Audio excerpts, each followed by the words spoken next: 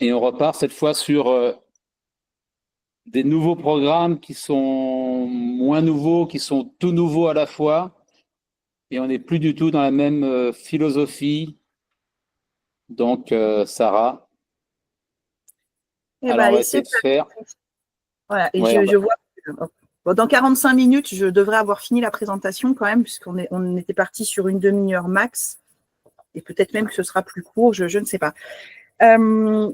Alors, effectivement, nouveau et pas nouveau. Alors, pour le coup, j'avoue, la présentation, enfin, cette diaporama est peut-être un peu indigeste. Je crois qu'on ne fait pas des slides comme ça normalement, mais il ne s'agit pas après d'aller dans le détail de tout ce qui est là. Mais c'était simplement qu'on se redise qu'effectivement, les obligations réglementaires en matière d'éducation à la sexualité, elles ne datent pas d'aujourd'hui, en tout état de cause, puisque la première référence réglementaire, c'est 1998.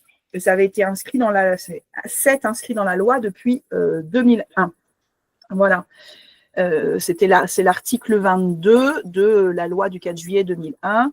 Je ne vous le lis pas en entier, mais une information et une éducation à la sexualité sont dispensées dans les écoles, les collèges et les lycées à raison d'au moins 3 séances annuelles et par groupe d'âge homogène. Je ne vous lis pas toute la suite. Donc, voilà, c'est quelque chose qui n'est pas nouveau.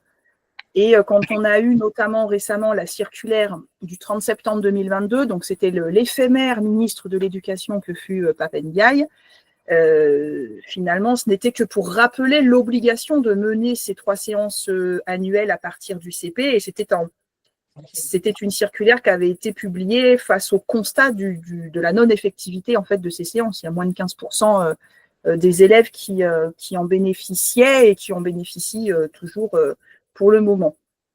Et donc, on a le code de l'éducation qui précise aussi qu'une information et une éducation à la sexualité sont dispensées dans les écoles, les collèges, les lycées à raison d'au moins 3 séances annuelles et par groupe d'âge homogène. Ces séances présentent une vision égalitaire des relations entre les femmes et les hommes. Elles contribuent à l'apprentissage du respect dû au corps humain et sensibilisent aux violences sexistes ou sexuelles ainsi qu'aux mutilations sexuelles féminines. Je ne lis pas tout l'article non plus et je vous dirai juste après pourquoi. Par contre, j'ai quand même pris le temps de lire un morceau de ce qui est dans le code de l'éducation. Et on en arrive là, récemment, à la publication OBO du 6 février 2025 du programme d'éducation à la sexualité, donc les programmes EVAR et EVARS. EVAR dans le primaire, éducation à la vie affective et relationnelle, et éducation à la vie affective, relationnelle et sexuelle pour le second degré. Donc on pourra discuter de la disparition du S pour le premier degré. Mais en tout cas, ce que je voulais dire, qui est essentiel par rapport au préambule de Pierre tout au début de ce webinaire, puisque tu parlais tout à l'heure de l'ensemble des programmes. Je pense que là, on a bien distingué ce qui se passe avec les programmes de français maths, toute l'opposition qu'il y a eu, les votes en contre en Conseil supérieur de l'éducation. Et ce qui se passe pour ces programmes EVAR et EVARS, pour lesquels, à l'inverse, l'ensemble des organisations syndicales a voté favorablement au CSE de fin janvier, et avec l'idée que toutes et tous, nous saluons quand même la publication de ce programme, les avancées que le programme permet, et avec l'idée qu'on doit le porter haut et fort, et que l'institution aura à le porter également haut et fort, en permettant l'application du programme, en assurant la formation, ça va être une vraie question cruciale, et puis en défendant les collègues qui font face à des offensives, on va dire, de différents groupes et collectifs réactionnaires, souvent affiliés à l'extrême droite. Alors après, là, j'ai bien conscience qu'en parlant du programme EVAR, les réalités vont être très différentes selon les pays d'exercice où vous êtes, sans nul doute. Mais on va quand même entrer un petit peu dans le détail. Et pour finir un peu sur l'historique récent de ce programme, il y a eu quand même des reculs par rapport au projet initial, mais on a quand même réussi à contenir, on va dire, tout ça et à faire en sorte qu'il y ait, on va dire, un équilibre, ce qui fait que l'ensemble des organisations syndicales a voté pour ce programme fin janvier, même si après, évidemment, il y a des manques dans ce programme, et notamment le fait qu'il n'y ait pas de sexualité à proprement parler à l'école primaire. Et c'est pour ça que j'insistais juste avant sur le code de l'éducation, parce qu'en termes de hiérarchie des normes, le code de l'éducation est au-dessus des programmes. Donc, quoi qu'il en soit, ça peut être un point d'appui pour nous. Hop, alors je vais essayer du coup d'avancer pour que toutes les collègues, je dis toutes et tous ou toutes, d'ailleurs, je ne sais pas exactement qui est connecté, peu importe, aient le temps d'avoir l'intégralité de la présentation peut-être, pour celles qui doivent partir à 17h, enfin 17h, à midi. Donc, les objectifs de ce programme EVAR. Donc, vous les avez sous les yeux. Hein. C'est vraiment donc des programmes. Alors, c'est vrai que là, on a remis. Je vais refaire quand même une petite aparté, je suis désolée. En vrai, on pourrait se poser la question. Les enfants ont-elles une sexualité? Je vous présenterai, si j'ai le temps, sur la dernière slide, différentes ressources. Alors, je n'ai pas fait un catalogue, mais il y en a quelques-unes qui nous semblent particulièrement pertinentes. Et c'est vrai que quand on fait des stages de formation syndicale uniquement sur le programme EVAR-EVARS, on a plus de temps évidemment pour aborder un certain nombre de choses, et on peut prendre le temps d'utiliser une ressource qui est publiée sur un site qui s'appelle, c'est violence-sexuelle.info, et il y a un tableau très intéressant sur les comportements sexuels des enfants et des adolescents. Et c'est une ressource vraiment intéressante parce qu'elle permet aussi de faire le point sur ce qui est un comportement de découverte en fait normal et ce qui peut être un comportement qui doit un petit peu nous alerter, nous interpeller, nous inquiéter. Et c'est aussi évidemment par rapport aux différents stades de développement de l'enfant une ressource qui nous permet de dire que bien entendu ça va être compliqué de pas du tout parler de sexualité à l'école primaire. Parce que, oui, c'est normal que peut-être une fois, un enfant aille regarder sous la porte des toilettes. Bon, s'il le fait 15 fois, ça deviendra moins normal. Et là, il va peut-être falloir se poser des questions. Mais voilà. Pour autant, ce terme, effectivement, n'apparaît pas dans le programme. Donc, est-ce que c'est un point d'appui vis-à-vis des parents et des familles qui s'inquiètent de dire non, mais nous, à l'école primaire, on ne parle pas d'éducation sexuelle? Et en même temps, on a plein d'entrées pour pouvoir le faire parce qu'effectivement, de fait, à un moment donné, on va parler de sexualité avec nos élèves. Mais j'y reviendrai peut-être un petit peu plus loin. Donc, quoi qu'il en soit, le programme, évidemment, tient compte des rythmes de croissance et de développement des enfants, de leurs différences, de leur singularité, pardon. Et donc, les objectifs, c'est l'égalité de considération et de dignité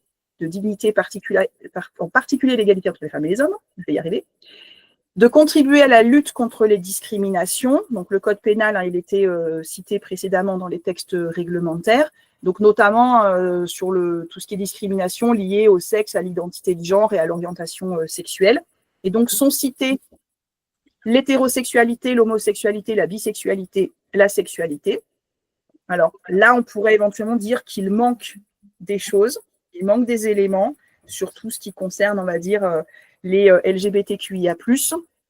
Voilà, il manque la pansexualité, il manque l'aromantisme. Alors après, je ne suis pas moi-même, je l'avoue, une spécialiste de toutes ces notions, mais on travaille cette année au niveau de la FSU-SMIPP avec des étudiantes et des étudiants de l'école des hautes études de sciences sociales qui sont en master genre et qui travaillent avec nous pour enquêter sur l'implantation et les modes d'action justement de ces groupes réactionnaires comme Parents Vigilants, les Mamans Louves, il y en a un Parents Vigilants, c'est affilié à Éric Zemmour, par exemple, le syndicat de la famille, qui est le nouveau nom de la Manif pour tous, tous ces groupes qui sont parfois assez, non seulement assez vindicatifs, mais qui prennent de la place et qui mènent des actions de tractage devant les écoles, par exemple, voilà.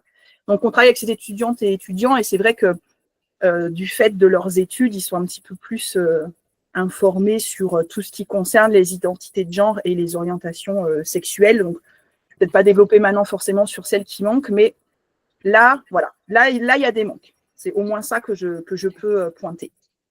L'idée aussi de ce programme, c'est d'éduquer au principe du consentement et de contribuer à la prévention des différentes formes de violence, notamment des violences sexistes et sexuelles. Je n'ai pas repris aujourd'hui tous les chiffres qui, là, pour le coup, peuvent nous saisir d'effroi, mais dans un autre domaine, notamment tout ce qu'on sait grâce au travail de la Civise. Je pense aussi à ce qu'a pu publier le juge Durand qui avait présidé la Ciivise au départ. Il a publié chez la petite collection Tracts Gallimard. Bon, on sait que statistiquement, on aurait dans une classe de 30 élèves, 2 à 3 de nos élèves concernés par des violences sexuelles, des violences incestueuses. Donc, les chiffres sont assez vertigineux et ce programme, clairement, est un des leviers et un des vecteurs pour lutter contre ces violences et faire de la prévention. Et enfin, dernier objectif, c'est l'idée de construire une culture commune de l'égalité et du respect. Donc, c'est aussi un levier, ce programme EVAR, pour contribuer à des relations égalitaires et travailler sur la question de l'égalité entre les filles et les garçons. Voilà. Très rapidement sur les objectifs. L'organisation du programme, donc il y a 3 principes qui sont l'unité, la progressivité et la complémentarité. Donc l'unité, c'est vraiment cette idée que tout au long de la scolarité et donc des apprentissages, les axes de travail sont identiques. Et puis, évidemment, la progressivité, en fonction de l'âge et de la maturité des enfants, le programme sera adapté en termes de connaissances, en termes de vocabulaire, en termes de réflexivité aussi demandée aux élèves. Et la complémentarité, ce qui est intéressant, c'est que la mise en œuvre du programme, elle est pensée, elle est faite de manière interdisciplinaire. Donc, le programme va s'articuler avec le parcours de santé, le parcours de citoyenneté, la lutte contre le harcèlement et contre les discriminations, mais également avec le contenu des autres enseignements disciplinaires qui doivent contribuer à enrichir les connaissances du programme. Et d'ailleurs, il y a actuellement un travail de la DGESCO pour publier des ressources d'accompagnement sur Eduscol. Et donc, dans les livrets qui seront publiés, il y a l'idée d'avoir des propositions des séances spécifiques, les fameuses au moins 3 séances. Je rappelle que c'est au moins 3, donc c'est 3, voire plus. Mais également de séances dans d'autres domaines disciplinaires. Et donc ça, c'est vraiment un point également intéressant. Et puis, il y a 3 axes communs à l'ensemble des niveaux et des moments d'enseignement. Donc voilà, se connaître, vivre et grandir avec son corps, donc c'est soi. Puis rencontrer les autres et construire des relations, s'y épanouir. Donc en fait, c'est soi et les autres dans les relations de proximité. Et le dernier axe, trouver sa place dans la société, y être libre et responsable. Donc soi au regard de la loi, un peu les droits et les devoirs. Alors, la présentation dans le projet était assez intéressante parce qu'on avait les petites bulles, donc c'était soi qui s'insérait dans le soi et les autres, qui s'insérait dans soi et la société. Bon, la présentation, là, elle a changé, mais toujours est-il qu'on a ces trois axes. Un petit mot peut-être sur ce qui peut être le rôle de chacun, chacune par rapport à ce programme, parce que c'est sûr que la question peut-être de la relation avec les familles va se poser. Donc, en complément du rôle des parents et des familles, donc c'est évidemment un programme d'enseignement, donc il y a un caractère obligatoire, mais bon, c'était déjà dans la loi, donc de fait, il y avait déjà un caractère obligatoire. C'est mis en œuvre sur l'ensemble du territoire. L'éducation à la sexualité est inscrite au projet d'école, et donc les parents d'élèves sont informés des objectifs d'apprentissage annuels de cette éducation. Alors, bon, en soi, moi, je tiens à redonner pour expliquer pourquoi nous, on se satisfait en fait de cette formulation dans le préambule du programme. Parce qu'il y a un petit historique là par rapport au projet qui nous avait été présenté l'année dernière. Et donc, pour comprendre d'où on part, dans le projet, il y avait l'idée qu'il y avait la formule sans se substituer au rôle des parents et des familles des élèves. Cette formule-là, on a réussi à la faire enlever. Et puis, pareil, il y avait l'idée que les parents sont informés de la tenue, donc en fait, et du contenu des séances obligatoires. Et ça aussi, on a réussi à le faire supprimer. Donc, après que les parents d'élèves soient informés des objectifs annuels de cette éducation, OK, et de toute manière, ça doit être inscrit au projet d'école. Donc, à minima, les représentants des parents d'élèves savent quels en sont les objectifs précisément. Mais le fait de ne pas être tenu d'informer du jour, en fait, de la séance et du contenu précis de chaque séance, et de ne pas voir, oui, bien sûr, les parents sont les premiers éducateurs de leur enfant, mais d'avoir fait aussi retirer cette formule de ne pas se substituer au rôle des parents est beaucoup plus favorable, évidemment, pour nous. Donc là, tel que c'est formulé, on va dire, ça va bien comme ça. Voilà, je ne sais pas si peut-être il y aura après des questions par rapport au rôle des parents, puisque nous, on disait quand même que plus on se rapproche des familles là-dessus et plus on sera dans la communication, le dialogue et la transparence, et a priori, mieux ça se passera. C'est-à-dire qu'après, à titre individuel dans nos classes, alors on a quand même tout intérêt à expliquer aux parents ce qu'on va faire, à leur présenter les supports qu'on va utiliser aussi, par exemple. Je repense à Sandrine Vazac, qui était aussi à l'Université d'automne 2024 et qui travaille sur la prévention des violences sexuelles au travers des albums de jeunesse. Il nous disait que de toute façon, les familles, elles sont demandeuses et puis que c'est bien de leur présenter les titres des albums de littérature jeunesse qu'on va utiliser, par exemple.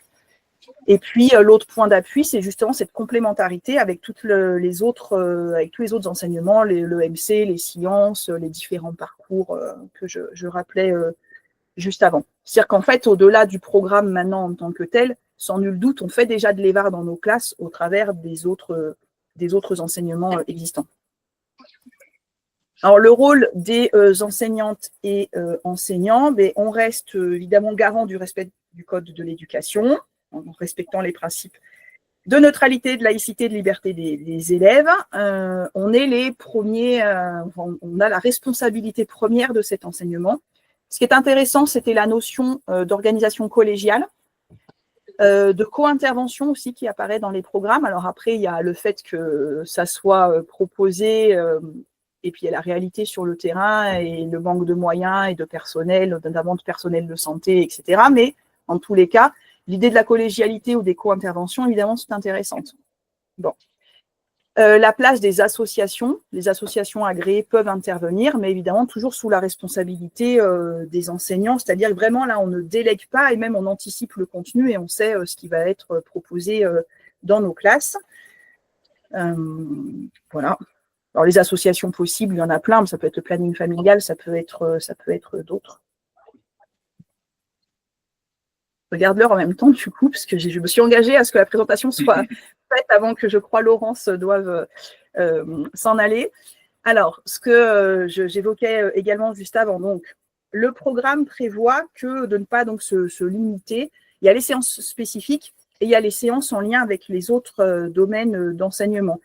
Il y a même l'idée que l'éducation à la sexualité se nourrit d'une culture générale et civique, qu'on peut, à travers l'étude d'œuvres parfois éloignées dans le temps et l'examen d'une grande diversité de documents, je vous cite les programmes là, considérer les permanences et les variations des questions qui se sont posées, qui se posent encore à l'humanité dans la diversité de son histoire et de ses cultures. Et donc, les liens avec les autres programmes d'enseignement, donc on verra après ces fameuses ressources d'accompagnement. Mais il y en a plein de possibles, l'éducation artistique, le MC, le PS aussi, bien évidemment, mais ça peut être aussi en français, enfin en littérature, ou par le biais d'études de textes mythologiques. Ça peut être intéressant de bosser sur le consentement en lisant des épisodes de la mythologie. Zeus. Ouais, par exemple. Voilà.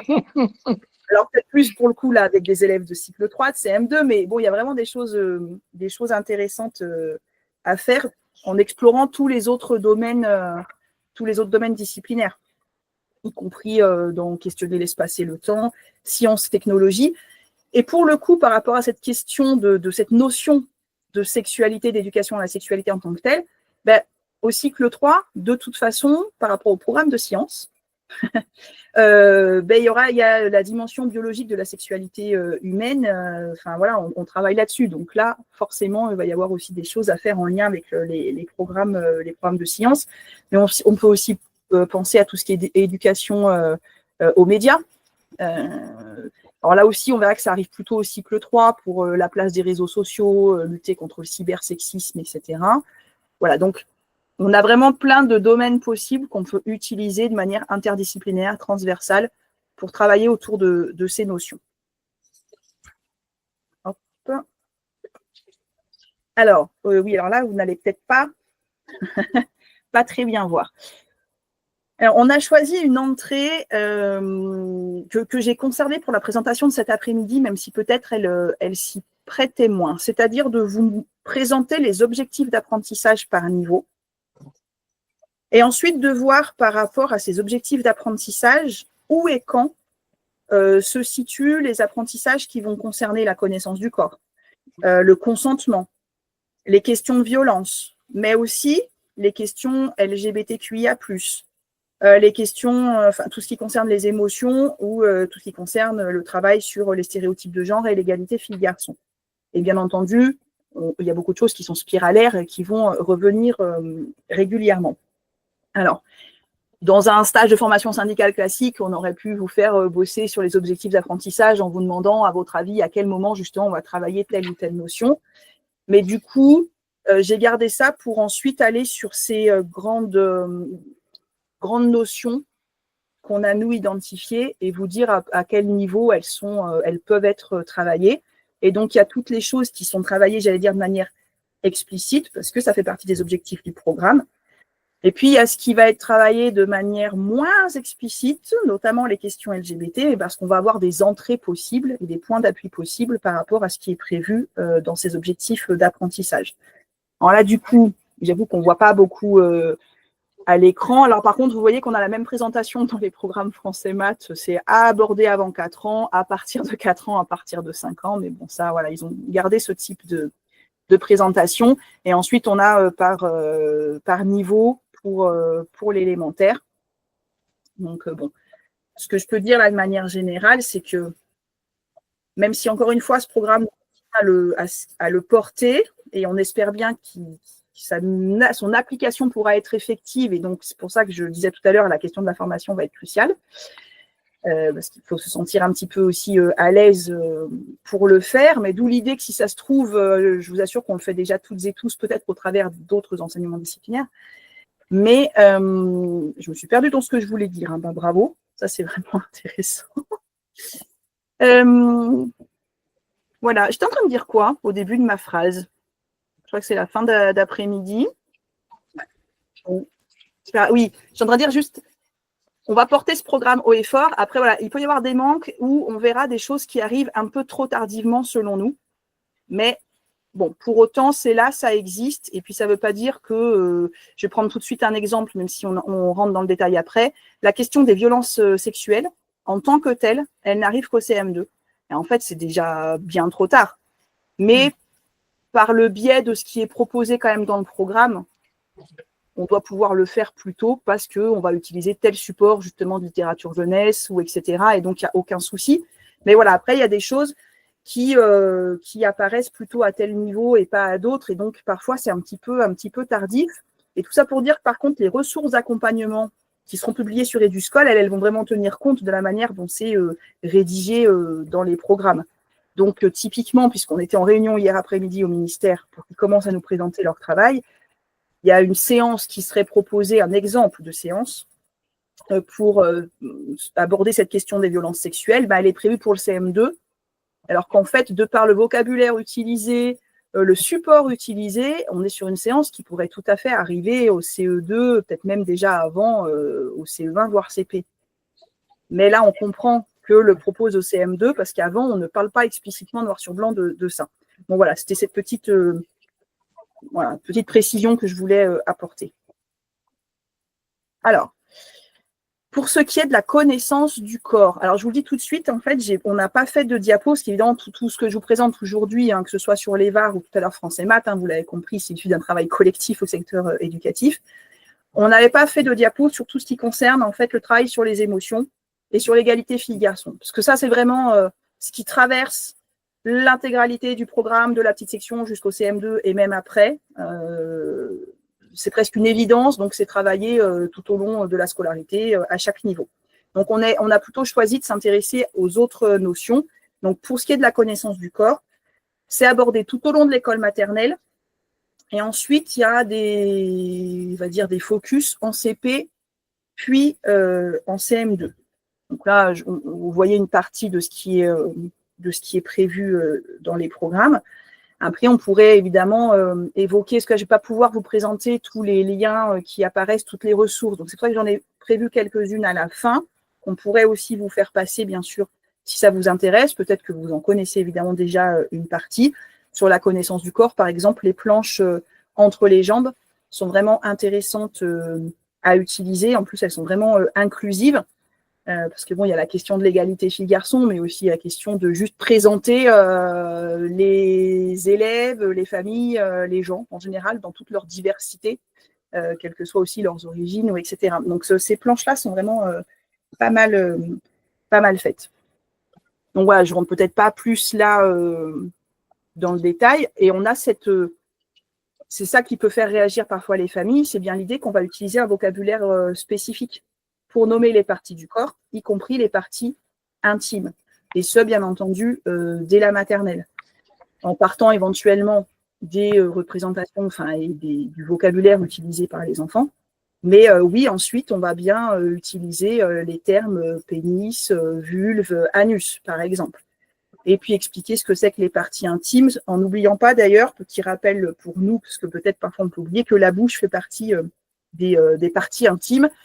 D'ailleurs, anecdote dans l'école d'une collègue il y a quelques temps, où un gamin jouait en CE2 avec une cocotte en papier, vous savez, là où on fait des 1, 2, 3, on déplie le truc, puis il y a une espèce de gage, et un des gages, c'était faire un bisou sur la bouche de la maîtresse. Alors, je ne vous dis pas la réaction de la collègue, d'autant plus qu'elle a bien vu que ce n'était pas l'écriture du gamin. Et donc, le gamin, ah bah oui, c'est mon papa qui a écrit. Finesse. Donc, bon, il y a des choses à rappeler un peu à tout le monde sur les notions de partie intime, connaissance de son corps, et puis surtout, du coup, du consentement sur lequel on reviendra juste après. Voilà, je ne vais pas demander ce qu'avait donné le rendez-vous avec le papa, mais voilà, on a du boulot quand même. On a du boulot, c'était pour redire ça. Voilà. Alors, pour ce qui est justement du consentement, donc là, il est plutôt abordé, j'allais dire au cycle 3, mais en fait, CE2, CM1, CM2, mais il est quand même abordé aussi en maternelle, petite section, grande section. Donc, vous l'avez compris, à chaque fois qu'on vous dit que c'est abordé à tel niveau, c'est parce que c'est vraiment précisé dans les attendus du programme, ce qui ne veut pas dire qu'on ne va pas en parler en moyenne section ou en CP ou en CE1, mais voilà. Petit rappel de la loi aussi au cas où, il n'y a pas de consentement avant 15 ans. Donc voilà, toute relation sexuelle avant l'âge de 15 ans est réputée non consentie. Et au passage, ça peut être bien aussi de se le redire. Alors pour ce qui est du travail sur le consentement, par exemple, donc en petite section, c'est voilà, de travailler, associer un geste à un mot simple, c'est non, oui, d'accord, stop, et en utilisant les situations qui nécessitent un contact physique, par exemple, est-ce que je peux m'asseoir à côté de toi? C'est oui, c'est non. Et c'est vraiment à partir de situations en fait de la vie quotidienne à apprendre à systématiser l'expression de son consentement ou de son refus. Parce qu'évidemment, dans la notion de consentement, il y aura aussi apprendre à accepter le refus de l'autre. Par exemple, donc est-ce que je peux m'asseoir à côté de toi? Est-ce que je peux te prendre la main? Est-ce que je peux te prendre dans mes bras pour te consoler? Enfin voilà, on peut trouver plein de situations comme ça pour travailler cette notion, ou au cours évidemment de séances d'activité physique et artistique qui s'y prêteront tout à fait bien.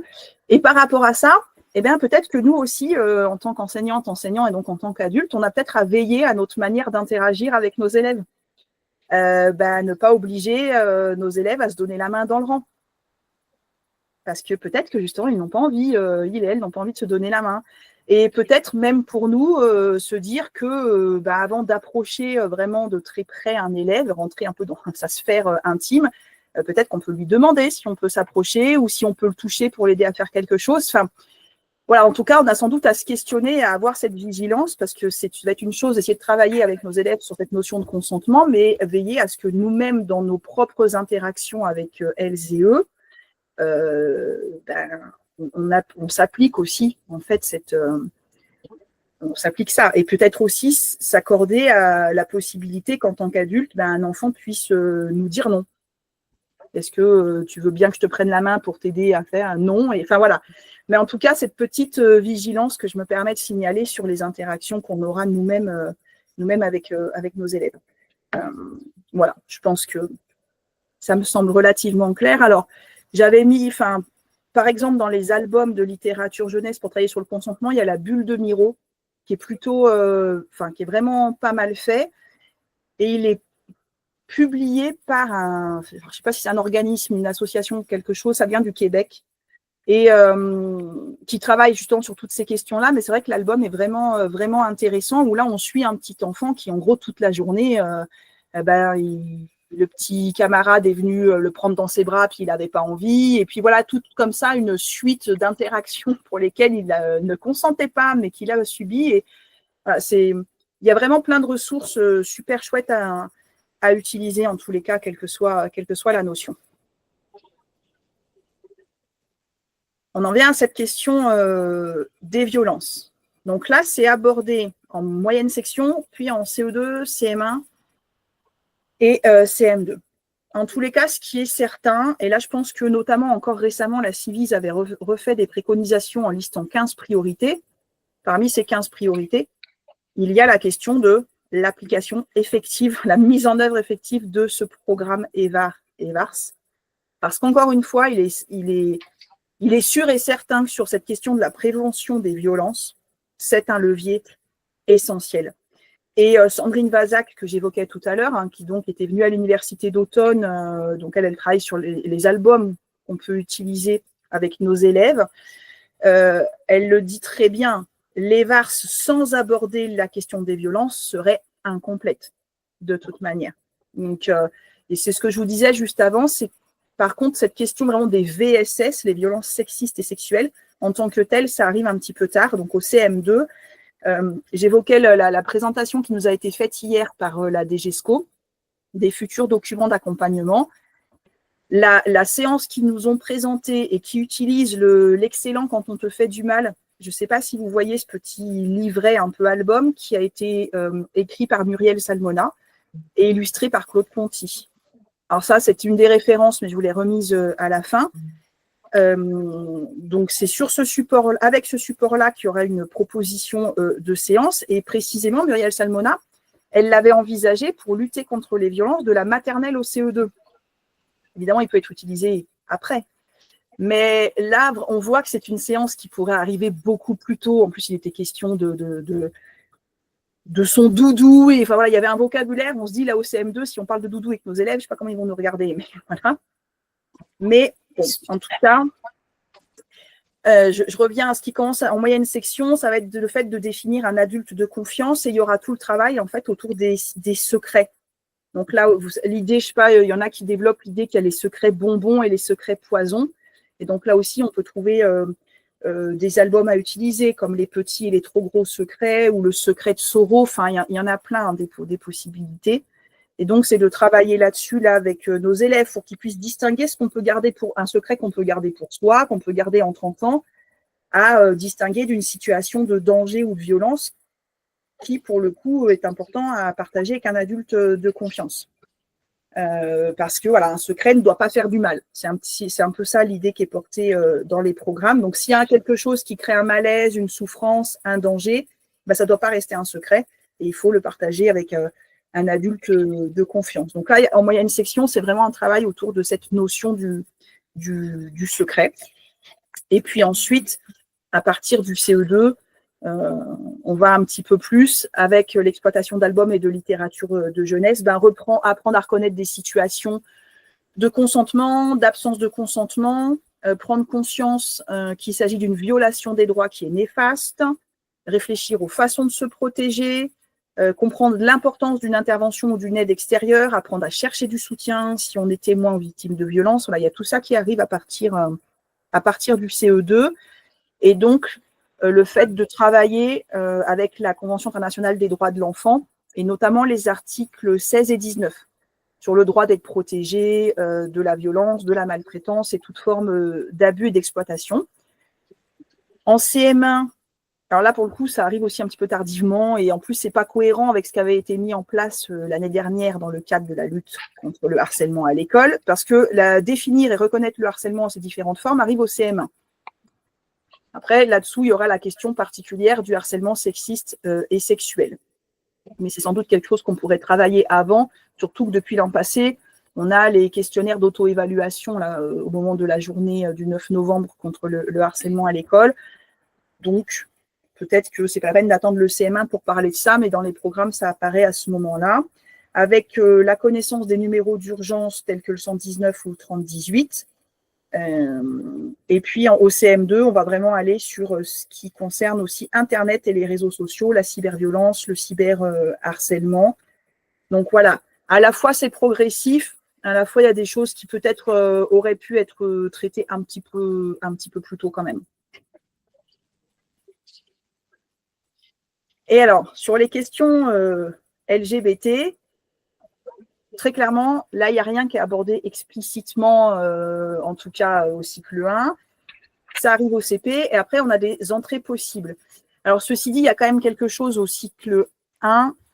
Quand on va aborder la question des différentes structures familiales, bon, j'ai un petit bug sur ma diapo, on a forcément une entrée, puisque si on présente les différentes structures familiales, ben, on aura aussi les familles homosexuelles, enfin voilà, avec de papa, de maman, et enfin tous les différents types de familles possibles. Et donc là, on a quand même une entrée finalement pour aborder ces questions.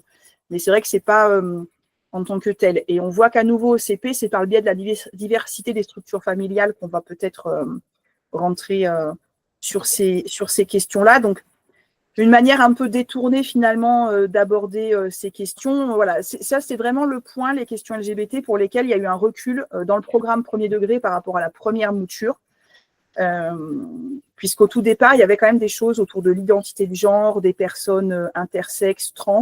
Là, la notion de trans n'arrive qu'en seconde. C'est extrêmement tardif parce que à minima, ça aurait dû être laissé à partir du collège, à minima. Donc, il y a des choses qui auraient pu être abordées dès le CM en lien avec la puberté et les programmes de sciences. Alors, il y a eu un engagement plus ou moins formel de dire que du coup, ce qui n'était pas dans le programme sur ces questions réapparaîtrait par le biais des ressources d'accompagnement qui vont faire des propositions de séances. Mais maintenant, il faudra voir ce qu'il en est exactement. Bon, on va espérer que ce soit effectivement le cas.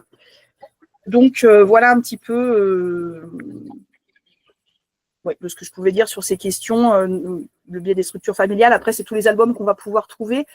J'en ai un que je vous présente, dont je vous donnerai la référence juste après, qui est assez intéressant. Voilà. Alors, je vais un peu vite, parce qu'en plus, il y a des collègues qui nous quittent. Mais je crois que je suis déjà à la fin, en fait. Donc, tout va bien se passer. Voilà. La dernière petite chose, enfin, la dernière, il y aurait beaucoup à dire, mais c'est donc cette question d'éducation à la sexualité ou pas à l'école primaire. Voilà, puisque finalement, j'ai un peu envie de dire, la FSUS NUPEPER, on a travaillé justement pour aider les collègues face aux familles, face pourquoi pas à la hiérarchie, à déconstruire un petit peu toutes les fake news qu'il y a autour de ces programmes. On avait publié un vrai faux en début d'année. D'ailleurs, peut-être qu'on peut faire passer le lien, il est sur le site de la FSUS NUPEPER nationale. Alors, c'était avant la publication du programme, mais c'était par rapport à tout ce qui était répandu par ces fameux groupes réactionnaires qui distribuent des tracts en disant que c'est contraire à la Convention internationale des droits de l'enfant, que c'est contraire au Code civil. Enfin bon, on est allé un peu travailler sur toutes ces questions-là, ou qui affirmaient qu'on allait évidemment faire de la pornographie avec nos élèves à l'école élémentaire. Non. Je ne sais pas si vous avez vu passer quand même les campagnes choc d'une association comme SOS Éducation, à l'école primaire, apprenez-moi les divisions, pas la fellation. Enfin, il y avait un truc comme ça, vraiment très, très élégant, sauf que ça circule pas mal, notamment sur les réseaux sociaux. Donc voilà, donc on avait publié un vrai faux pour, évidemment, avec les sources, les chiffres, enfin, pour déconstruire tout ça et que ça puisse venir en aide aux collègues. Et là, très récemment, on a publié, alors, il n'y avait que des faux, a priori, donc les contre-vérités, pour ce qui concerne le contenu précisément des programmes. Donc, c'est un document qui va être bientôt repris sous forme de tract recto-verso, justement pour que ça puisse aussi être un outil auprès de nos collègues dans les écoles et pour s'armer, entre guillemets, peut-être face aux questionnements qu'on aurait de famille ou autres. Et pourquoi j'ai fait ce détour par ces deux outils ? C'est que la première question qu'on posait, c'était cette question de la sexualité à l'école primaire. Et en fait, on ne parle pas de sexualité à l'école primaire, effectivement, ce n'est pas dans le titre du programme. Mais en fait, on aurait dû écrire vrai et faux, parce que de fait, quand on va peut-être aborder la question en maternelle, parce que y a les parents d'un ou d'une élève qui attend une petite sœur, un petit frère, on va parler de la grossesse, on va forcément à des moments aborder des questions qui sont liées à la sexualité. Mais bien entendu qu'on ne parle pas de pratiques sexuelles à l'école élémentaire. Et qu'après, arriver peut-être au CM avec des questions qui pourraient se poser, savoir aussi déléguer les réponses dans le temps, faire intervenir l'infirmière scolaire quand c'est possible. Enfin voilà, mais d'où l'idée, encore une fois, qu'il faudra de la formation. Mais quelque part, on va forcément parler de sexualité. Il y a un autre manque d'ailleurs dans le programme, c'est qu'il n'est jamais question de masturbation. Pourtant, on connaît les comportements de nos élèves et on sait que c'est quelque chose en fait d'assez naturel, mais c'est jamais nommé. Et pourtant, à un moment, peut-être face à un comportement d'un ou d'une élève, c'est peut-être quelque chose dont on va être amené à parler, mais juste pour dire, voilà, oui, c'est normal, ça te fait plaisir, mais pas là, ça c'est en privé, enfin, toutes ces choses autour de la question, de la notion de l'intimité, mais de fait, on sera quand même dans la question de l'éducation à la sexualité, même si ça n'apparaît pas, noir sur blanc. Donc là, il va falloir aller composer avec le fait qu'on a un programme EVAR et non pas EVARS. Et pour le coup, la campagne de promotion du programme menée par le ministère, je ne sais pas si vous avez eu l'occasion de voir les petites capsules vidéo sur les réseaux sociaux, insiste un peu trop lourdement sur le fait que à l'école primaire, on ne parle pas de sexualité. Je ne suis pas sûre que ça nous aide, ça, vis-à-vis des familles, parce que forcément, on va parler de l'intimité, on va parler des parties intimes du corps, de la grossesse, de la naissance, des différentes structures familiales, il y aura la puberté au cycle 3 et ainsi de suite. Oui, on va forcément en parler, de toute manière. Et donc, les quelques ressources que j'ai choisi de présenter, et il y en aurait plein d'autres, mais par rapport au support, alors la littérature jeunesse est extrêmement riche, et puis en fait, il n'y a pas forcément besoin d'aller chercher ces maisons d'édition que je présente ici. On peut même avoir des choses avec… dans la présentation qui nous a été faite hier, il y avait une bibliographie avec un album de Tchoupi, je ne sais plus, pour travailler quelque chose sur les parties du corps, donc pourquoi pas. Mais en tous les cas, si on veut s'assurer d'avoir des albums qui présentent la diversité des familles, des élèves, des personnages, avec y compris des enfants non blancs, et puis qui soient plus égalitaires dans la perception des relations filles-garçons, on aura des valeurs sûres chez les éditions Talent Haut, La Ville Brûle, où on ne compte pas pour du beurre, par exemple. Talent Haut avait publié l'année dernière un roman, on va dire à partir de 8 ans, qui s'appelle « Je ne suis pas le doudou de mon papa », pour travailler sur les questions de l'inceste. Voilà, c'est un exemple parmi d'autres. La Ville Brûle, du coup, je ne l'ai pas remissé. Autant de familles que d'étoiles dans le ciel. Un très, très bel album pour travailler sur la diversité des structures familiales. Il n'y a pas que ça, hein, bien entendu, mais en tout cas, il y a de très, très belles propositions dans ces maisons d'édition. Sur des ressources soit pédagogiques, soit institutionnelles, il y a les petits illustrés de l'intimité qui sont vraiment intéressants à utiliser. Ce que j'évoquais tout à l'heure, là, Quand on te fait du mal, donc écrit par Muriel Salmona, illustré par Claude Ponty, et en fait, elle a un site qui s'appelle Mémoire traumatique et victimologie. Il y a plein de ressources dessus. Le tableau que j'évoquais sur connaître les comportements sexuels des enfants et des ados pour savoir un petit peu aussi à quel moment il faut qu'on s'inquiète ou pas, qui est donc sur violencesexuelles.info, mais il y a d'autres choses sur leur site. Un incontournable, me semble-t-il, c'est le centre Hubertine Auclair. C'est le centre francilien pour l'égalité femmes-hommes et voilà, contribuer à la lutte contre les inégalités et les discriminations fondées sur le sexe et le genre.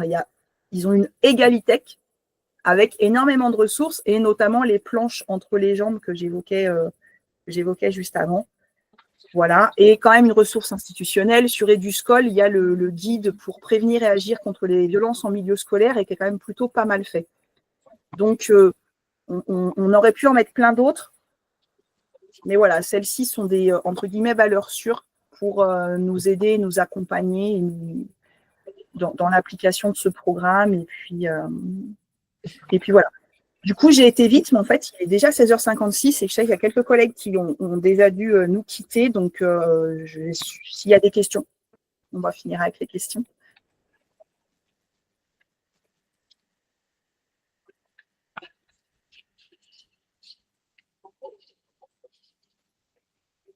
Est-ce que quelqu'un souhaiterait prendre la parole, poser une question? C'est l'occasion ou jamais. Moi, je n'ai pas de questions, mais je voulais vous remercier pour le travail que vous avez fait. Enfin, Sarah, ta présentation est très… merci beaucoup. Et Merci. pour le dernier, enfin, bon, pas pour tout aussi, hein, mais pour le dernier EVAR, là, cette partie du programme, merci. Merci beaucoup. Merci. Merci à vous.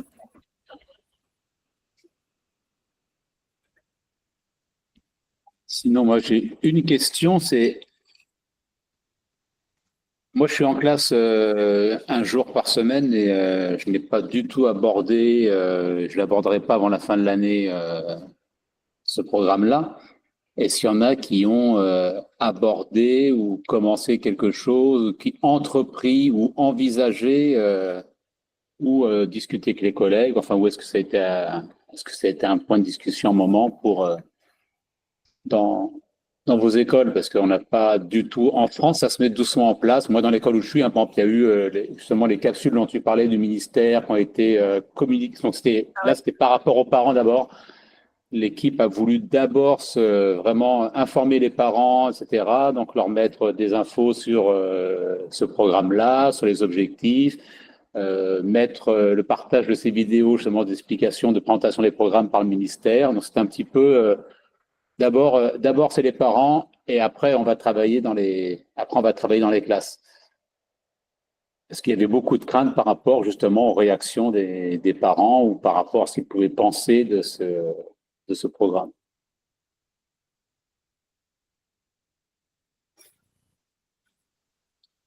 En fait, tu demandes pour nous, en fait, à l'étranger. Oui, est-ce que Nous, en fait, en Espagne, on a eu une formation qui valait pas ce qu'on a eu là, en fait, au niveau de la réflexion, en tout cas. Donc, on a eu une formation en début d'année sur tout le réseau. Vraiment, tous les établissements ont été concernés. Et on nous a bien dit qu'il fallait le mettre en place, quoi. Mais après, comment on va faire et tout, ça, c'est plus compliqué, quoi.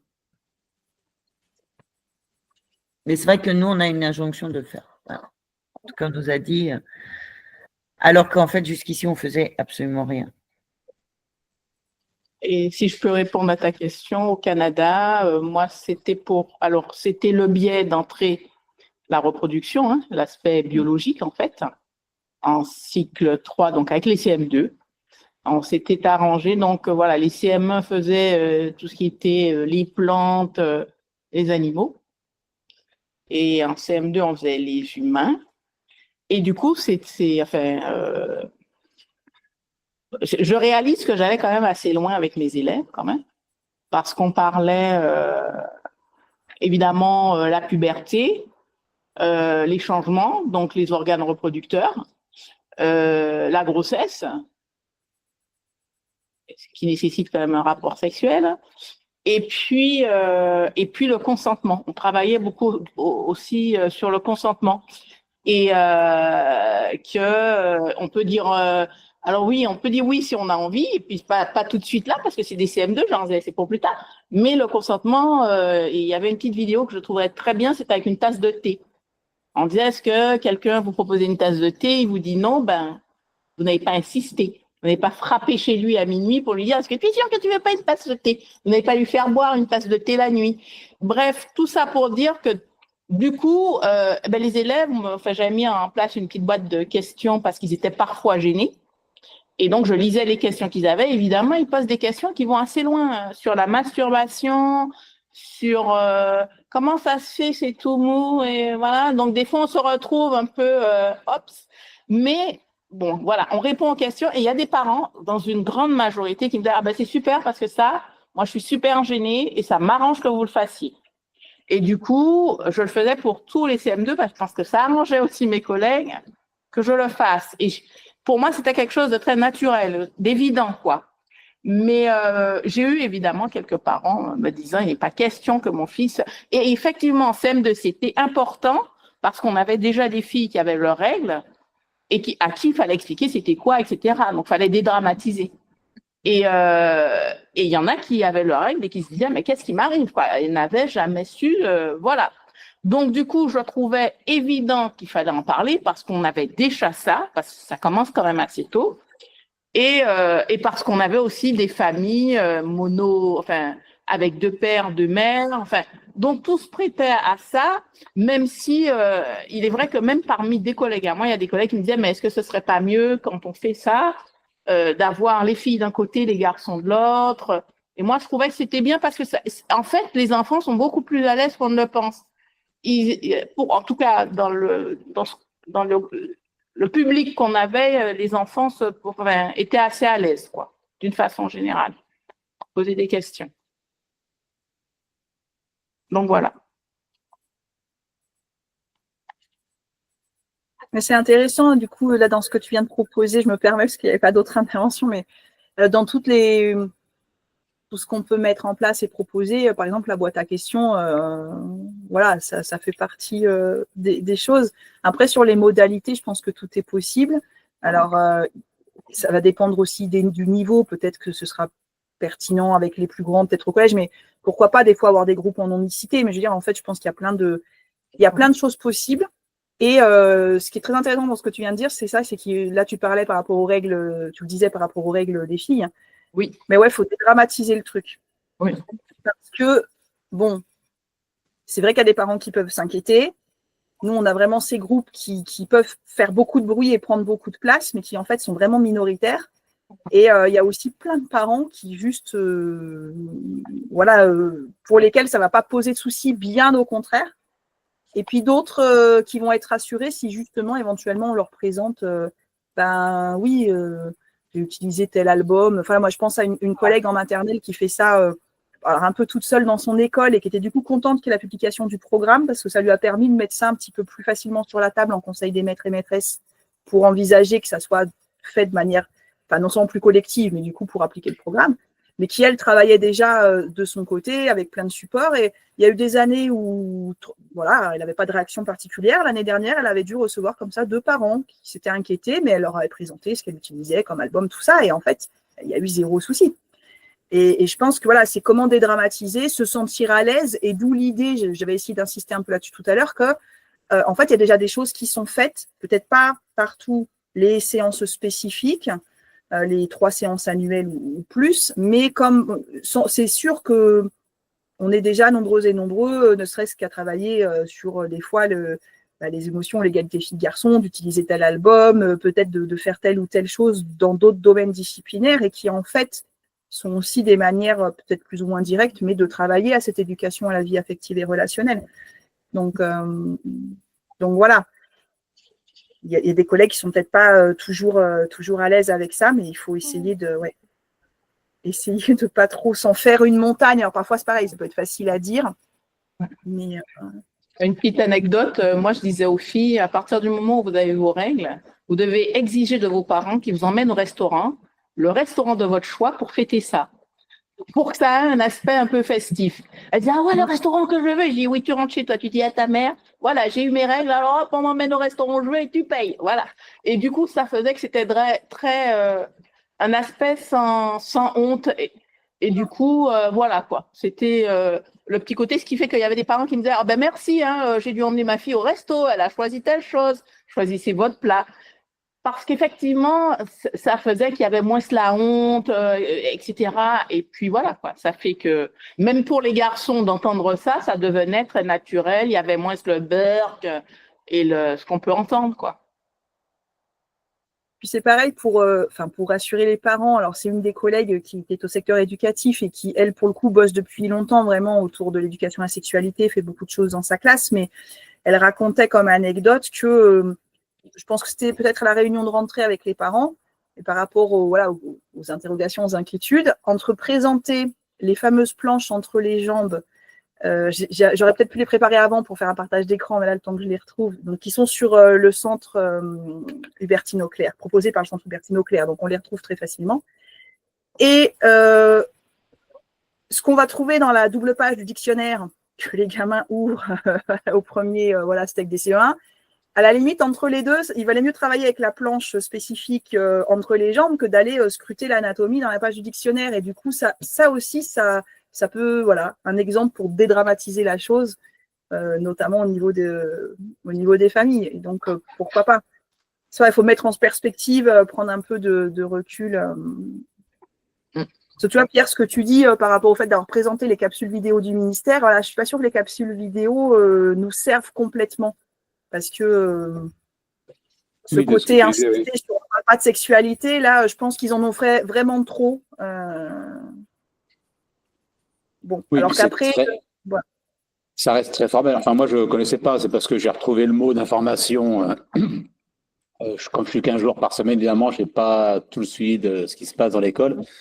C'est quand j'ai retrouvé le mot d'information, je suis allé donc sur le QR code et je suis tombé sur ces. Je ne savais pas qu'elles existaient, ces vidéos de présentation. Après, ça reste austère puisque c'est un peu un webinaire. Il y a deux personnes comme nous. Encore, le fond est beaucoup plus neutre. Où c'est je ne sais pas qui, directeur des programmes, qui présente, qui explique un petit peu qu'est-ce que c'est que ces programmes-là, quoi. Donc, je ne sais pas si les parents ont regardé jusqu'au bout. C'est en tout cas la capsule qui avait été choisie. Ok. Et pour Parce dire qu'il y en aussi a un eu petit peu, plus courtes. ouais, pour dire que c'était un peu l'appréhension là. Après, comme tu dis, ça dépend des publics. Hein,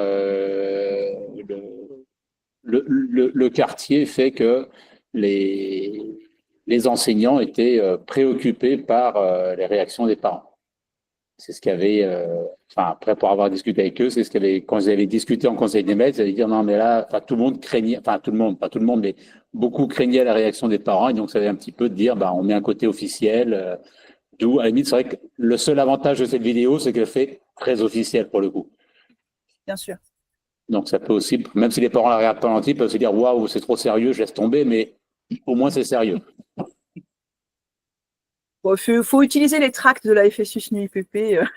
Parce qu'il y en avait eu un aussi, je crois, on avait édité un tract en début d'année sur, en gros, 5 bonnes raisons de faire l'éducation à la sexualité. Alors, c'était destiné plutôt aux collègues, mais en fait, ils sont tout à fait valables pour être utilisés auprès des familles. Voilà, de manière à, pareil, dédramatiser les choses, les remettre dans leur contexte. Et avec cette idée aussi de prévention contre les violences. Enfin bon. Je pense que bon, vous me redirez, Pierre et Isabelle, après, pour que je vous fasse passer peut-être des liens ou que vous n'alliez pas perdre trop de temps à chercher à droite à gauche. Mais voilà, il y a quand même des ressources diverses et variées. Voilà.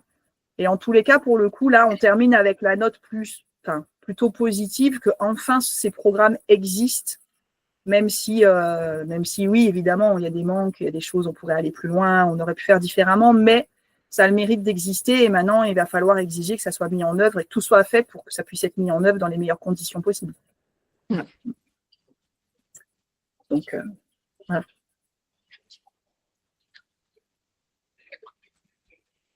Eh bien, il nous reste à te remercier, et sauf s'il y a des questions de dernière minute. Non, ben en tout cas, ça a été vraiment très instructif, très, très, très intéressant. Merci beaucoup, Sarah.